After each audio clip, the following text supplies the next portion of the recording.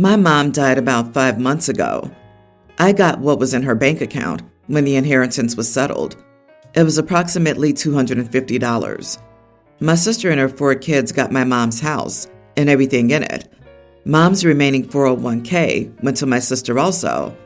My sister lived with my mom. She doesn't speak to the 3 different men who fathered her children. Since this happened, I cut off my sister, who I'd always had a rocky relationship with, since she always used her kids to manipulate my mother. My sister called me and wanted my information, like my social security number, so she can put me as the beneficiary in her will, and for me if something happens to her. I said no. I enjoy my child-free life, and I don't want her kids if something happens to her. She said I was the only family she had left. I told her I didn't care. You're not using your children to manipulate me like you did to our mom. My sister yelled at me, asking what would happen to her kids if she died. I told her I guess they could live with their fathers or go into foster care. Either way, it's not my problem. I've already put distance between my sister and her kids. I'm not planning to stay in contact with her at all, and this was the first time we've spoken since the will. Am I the idiot for not wanting to take care of my sister's kids if something happens to her? She's literally having no one else because she's pushed the entire family away from her, including me. So that's why it might be mean. She was a former addict and stole from my aunt. She's cut from our cousins for various other reasons. She was a former addict and stole from my aunt. Are you 100% sure she wants your social security number and other info for beneficiary paperwork? You are not it. You don't want her anywhere near your personal information. Do not give her your social security number. It is not needed. A will just needs the name of the person who will get responsibility of your children if the worst should happen. That's what I was going to say. You don't need a social security number to add someone as a beneficiary to anything in a will. Scam alert. And FYI, OP, even if she did put in her will that she wants her children to go to you, that doesn't mean you're legally obligated to take them, especially since they have living fathers who can and should step up. Your sister wanted your social security number for nefarious purposes. You were right to cut her off. Just be prepared. There's a solid chance that she's actively using again if she's looking at identity theft right now, and you could still get called to take the kids by CPS. It would be worth having contact information for the fathers to give to the CPS workers. Why did she inherit almost all your mother's assets, while you inherited a mere $250? Did she manipulate your mom to leave her the house and the 401k? Unless you and your mom had a bad relationship, leaving you only a nearly empty bank account is BS. Contact a lawyer and see if your mom had other policies that named you as the beneficiary. Also, contact the bank to see if mom's account was emptied by anyone else shortly after her passing. Something sounds sussy here. My wife and I, 48 male, have a son, John, 26, who recently told us that he's asking his girlfriend, Cece, to marry him. We've met Cece a few times before, and she seems like a nice girl, but we have concerns about Cece's family. My wife and I own a few rental properties, and John stays in one of the properties rent-free, as he's still in grad school.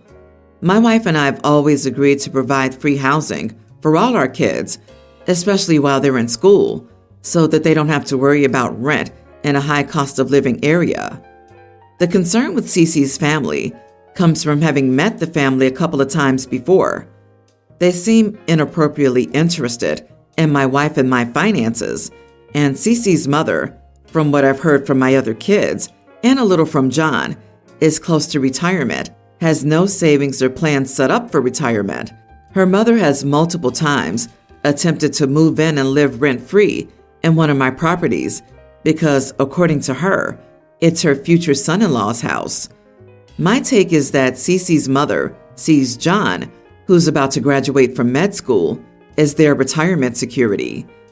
John's my oldest, and I've signed a will where he gets a large amount of cash, plus the property that Cece's mother was trying to move into.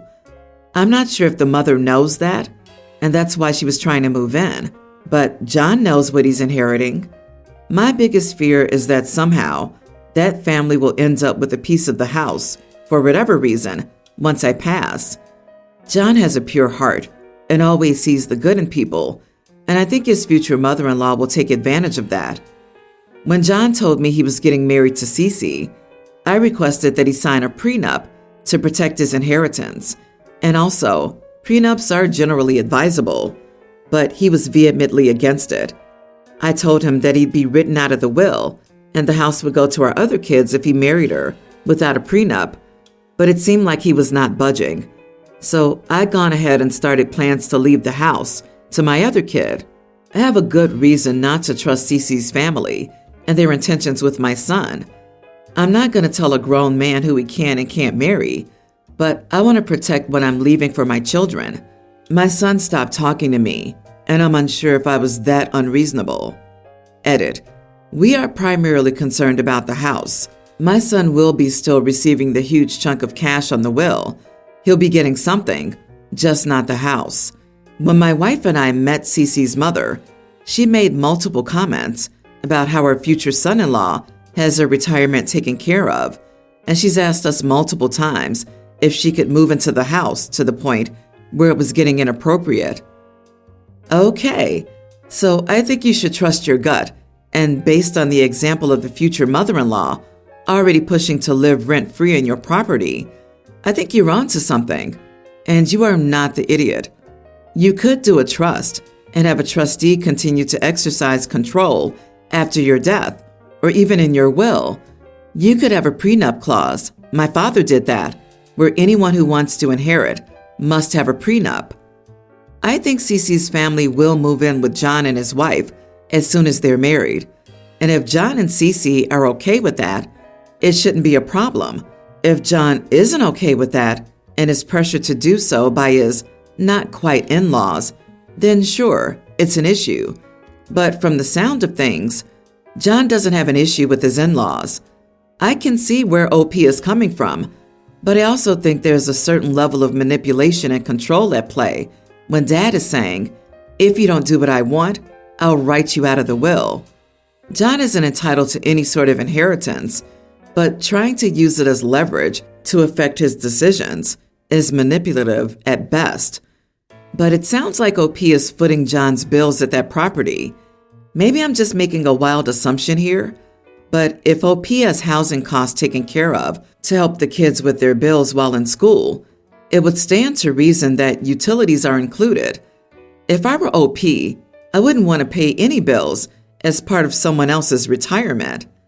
Trust your gut. Why should you have outsiders come in and take what you've worked for? Maybe you want to leave your son a bit of cash, but nothing major that the in-laws could benefit from. It would be interesting to see how things would turn out if the girlfriend's family knew that your son was getting nothing and would not be funding their retirement. My 27 female, cousin 23 female, was diagnosed with leukemia and is not doing well. I feel terrible for her, but I was never close to her growing up. We grew up in different countries. I'm getting married in spring. My aunt came over 2 weeks ago to discuss something. She wanted me to let my cousin walk down the aisle with her dad before I walk. I don't feel comfortable with it because it's sad that she won't get to experience this, but isn't it my day to shine? My aunt says that I'm being selfish for not doing this. She spoke to my parents about this, and they don't seem too happy. My in-laws are not pleased either, but they still want me to decide. My fiancé doesn't feel comfortable either. My aunt brought my cousin to my place to discuss it last week. Cousin cried, saying she wanted to walk down the aisle and that I should let her. I told her it was my wedding day, so it was unacceptable for her to take over. She then called me selfish and a bridezilla for not caring about her. We were never close, so I don't know why she's trying to do this on my wedding day. I told her I needed more time to think, so she's on Instagram posting cryptic stuff, obviously attacking me. I talked to my friends for non-biased opinions, and they were divided. Some want me to allow her to walk down the aisle because she would never experience that, and I'll be doing something nice. Am I the idiot if I say no? If she wants to walk down the aisle, why must it be at your wedding? Why can't your aunt plan a ceremony for your cousin? Not the idiot. It's an unreasonable request. You were right to turn it down. Also, I feel if you allowed her to do that, she'd show up in a wedding dress. Right? It's not her day. She doesn't get to be the center of attention. She doesn't get to do the things the bride does. And she doesn't get to try and guilt trip you for saying no. I'd be fully prepared for her to wear white to the wedding, or for her to try and spill something on your dress. Be sure to warn them that should they even attempt anything on your big day, they will be removed by force if necessary. If you think they would anyway, uninvite them, but be vocal about why. Does your cousin want to pretend she's the one marrying your fiancé? Does she want to borrow your groom too? She doesn't have a partner waiting for her at the ends of the aisle. And if she does want to pretend she's marrying your fiancé, that's an insane request. I'm just going to put this out there. It sounds like this is more for your aunt and not her sick daughter. Poor lady wants to see her child getting married on your dime. Last week marked the anniversary of my brother's wife's passing. Coincidentally, on the same day my daughter was born. My wife and I have been planning our first birthday party for weeks, and the entire family was looking forward to it, especially given that she's the first grandchild and niece. Understanding the significance of the day for my brother, I checked in with him beforehand. He mentioned not planning anything special to honor his late wife, expressing concern about stealing the spotlight from my daughter's celebration. I reassured him that it was important for him to commemorate his feelings on this significant day. He chose not to attend and attended my daughter's party instead. Fast forward to the day of the party. The family was busy setting up, and my brother started silently crying, the intensity of which seemed to increase progressively. When my sister asked him what was wrong, he shared that seeing everyone celebrate on a day that held personal sadness for him was difficult.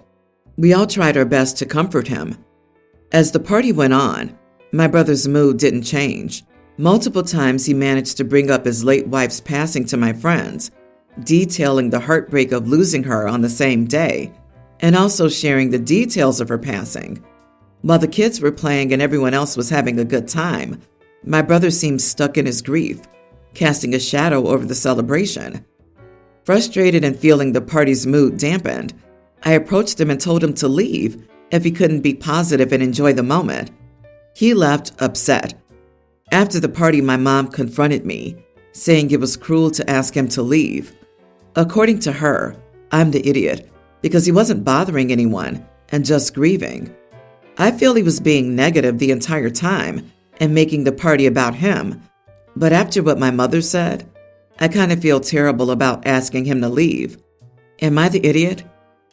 Wow, you are the idiot because you could have handled that more tactfully. Stuff gets complicated, and he probably thought, and wrongly, that your daughter's party would have been a helpful distraction. Or maybe he just couldn't bear the idea of being alone that day and made the best bad choice. We don't really know. Either way, instead of telling him to go, you could have told him it was okay for him to leave. He didn't have to stay if he didn't want to. You could have invited him to a private room for a moment. You could have sent one of the relatives to take him aside and sort him out. There's a dozen ways you could have done it without kicking him out. Yeah, you are the idiot. Your approach was awful. Yep, brother wants to be around people when he's alone and wants to be alone when he's around people. My guess is you made sure he'll choose the latter when it comes to you. Congrats. By the way, the only one-year-old birthday parties I've ever attended are my own children's. What a waste of time. And your brother showed up anyway. I disagree. Everyone's the idiot here.